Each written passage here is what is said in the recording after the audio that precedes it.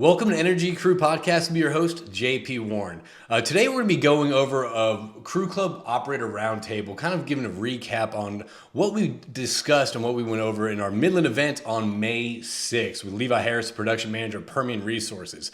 We had a great conversation. I want to thank the sponsors for being at the table: WellDrive, LFS Chemistry, Mojo AI, R360 Environmental Service, and WorkRise. We had a packed table with Levi leading discussion, and the basis of his discussion, let me kind of give a little bit of context, is that he kicked it off with saying pretty much that, in drilling and completions, whenever people make decisions, you can see the result pretty immediately. You make a decision here, you see it pretty much whenever, that action's taking place. However, in the production world, you make a decision today, it might take 6 months or a year before you even see the results of the decisions you made. So Levi came in and said, hey, listen, how do you actually track, metrics? How do you actually track, was it per unit metrics and tracking what data points we need to focus on to see whatever decision we're making today, what it's impacting 6 months from now. And you can think about the challenges just associated with this. It's first off, how was the decision made 6 months ago? What conversations went in? What data was available 6 months ago? Because we live in a world of so much data right now. What new data is coming in that 6 months after the decision was made? So it was a real cool, eye-opening experience for me, just seeing the challenges and also the respect that's out there for production engineers out there.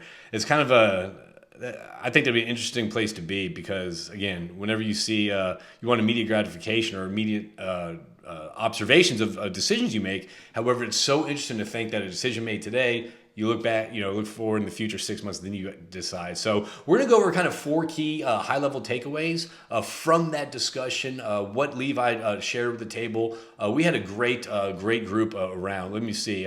We had people from Chevron, Permian Resources, SM Energy, Diamondback Energy, EOG, Oxy, and Civitas. And it was just a good all-around discussion, a very open candid discussion between operators and service companies on what they're actually tracking and why they're actually tracking it. So we're going to kind of go over the top four key takeaways from that discussion, and then dive into probably about three other takeaways that take other topics that we've had around our operator roundtables and kind of give a better overview and tie that into this conversation. Because at the table we have a subject that we dive into. However, we often go on tangents. The cool part is whenever we go on those tangents, it always completes previous discussions or just adds more layers to previous discussions. So it's a really cool position to be in to kind of get a holistic view. I mean, everyone at the table kind of has this holistic view of the industry through conversation. So again, I want to thank everyone for being at the table. Again, this is a little recap, and I'm going to read through my notes here. So the four key takeaways from that table, the round table that we had in Midland,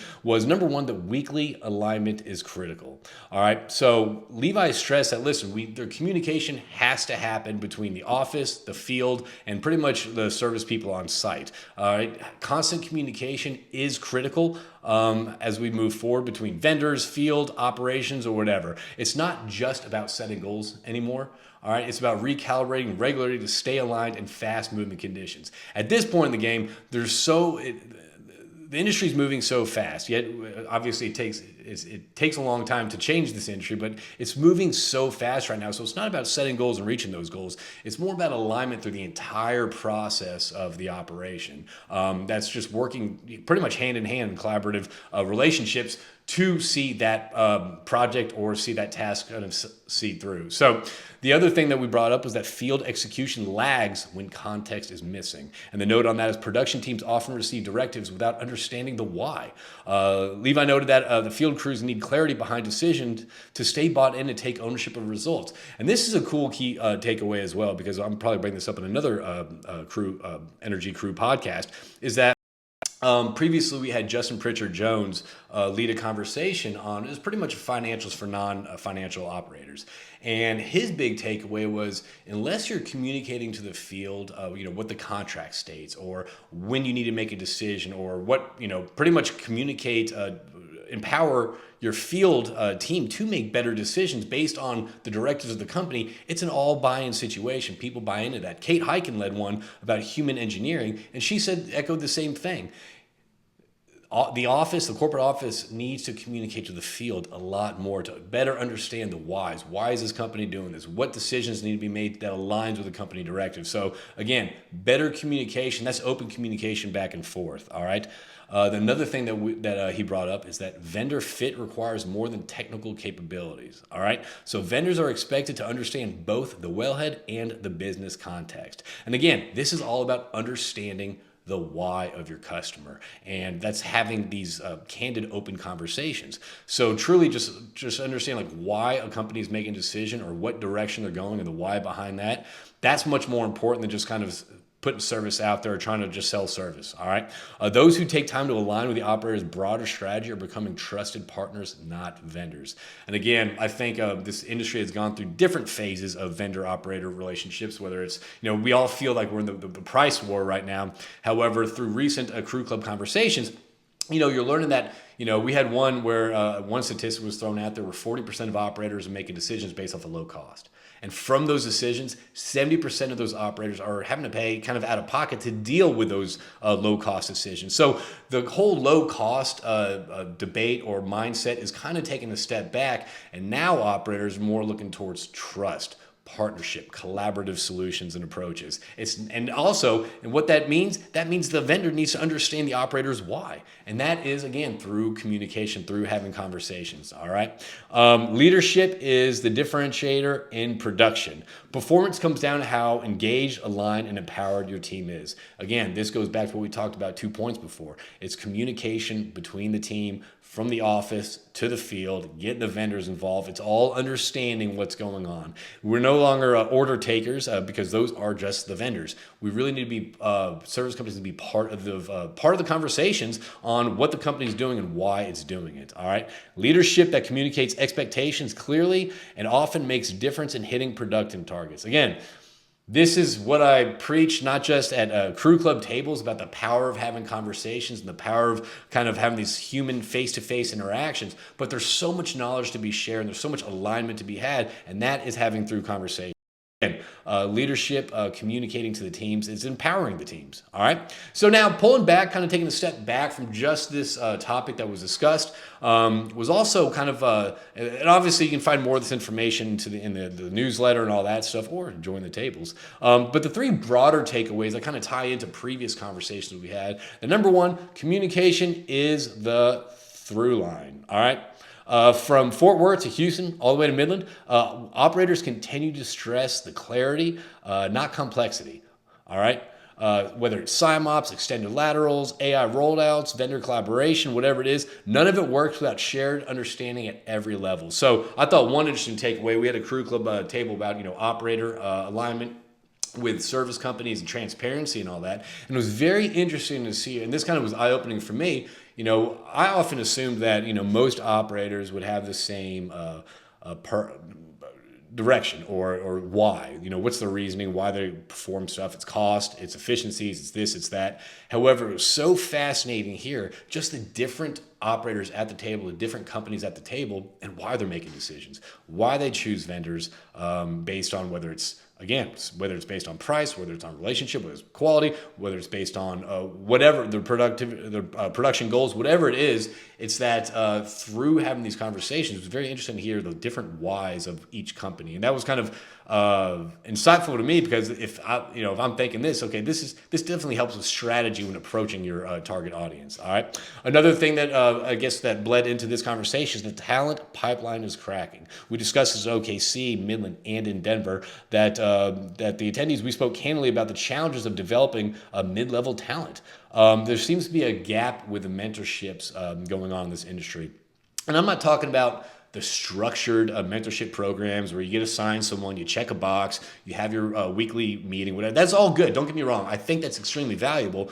But it's going down the hall and introducing yourself to maybe the early career person, the early career professional, and just introducing yourself and just talking to them. So mentorship is a key proponent of our industry. However, it seems to be kind of going away or taking the back burner. So that is not keeping talent in this market. That's not training talent up. I think a lot of people right now are just relying on AI to be the knowledge source, to be the knowledge bank, where, hey, listen, if John Smith decides to retire tomorrow after 40 years, that's okay. I'll just go to this AI or this AI model and get the decisions from that and get their information from that. However, there's a lot being lost in this lack of mentorship relationship. So again, mentorship is one of those things taking the back seat. However, it is so crucial to our industry to continue. So again, if you want to continue to maintain and get talent to the level that they can actually perform at, that's mentorship. So go down the hallway, say hello, introduce yourself to someone. And honestly, it doesn't even have to be at your company, all right? So if you are interested in mentoring, you can reach out to someone maybe that you see LinkedIn, you see them, a young person kind of getting after it, hustling, asking questions, engage with them. So start reaching out. Vendor engagement is evolving. We just touched on this, all right? Across all basins and across pretty much every single Crue Club event we've had recently is that the idea of low cost, we had one person in Midland mentioned, listen, you can give away free directional drilling services, but I'm not going to take it. I need to be working with the team. I need to understand the team. I didn't know the team. I need to have a relationship with the team. So it's not just strictly low cost anymore. I know a lot of people don't believe that. And for me, for those out there that don't believe that, that just means you don't have the rapport or relationship with your operator yet, with your customer yet. All right? So you're seeing a shift towards cost-based decisions to more of a collaborative approach. Again, shared KPIs. Get everyone at the table. Have everyone discuss kind of what's going on. Clear communication and outcome-based relationships. Low-cost bids are losing the high-fit solutions. And again, that's just not a strategy. So if you want to avoid the low-cost excuse, the low-cost obstacle, that's, again, getting to know your customer more. That's understanding the challenges and the problems that they have. And that's asking the right questions. Again, that's not just submitting the lowest cost and hoping you get the work. And you don't even understand the person's problem. So, again, so this was kind of the top this was kind of the top takeaways that we had from our Midland Crue Club events. And again, I want to thank everyone for being there. We have another exciting season coming up with 10 events on the schedule. We actually only have 6 events on the schedule, but we're going to be having 10 events on the schedule. And on average, our season's bringing over 130 E&P operators. 60% are managers or above in drilling, completion, and production. So we're about to have another high-level round of conversations kicking off on August 21st in Midland. So I'm excited about that. If you're looking to join the table, head over to connectioncrew.com. That's CRUE.com, spelled like Motley Crue, not J. Crew. So I want to thank everyone for tuning in to Energy Crew. Again, if you're looking for more information, be sure to follow us on LinkedIn. Subscribe to connectioncrew.com to stay up to date with everything that's going on at our Crue Club Roundtable. So thank you all for tuning in, and we'll talk to y'all soon.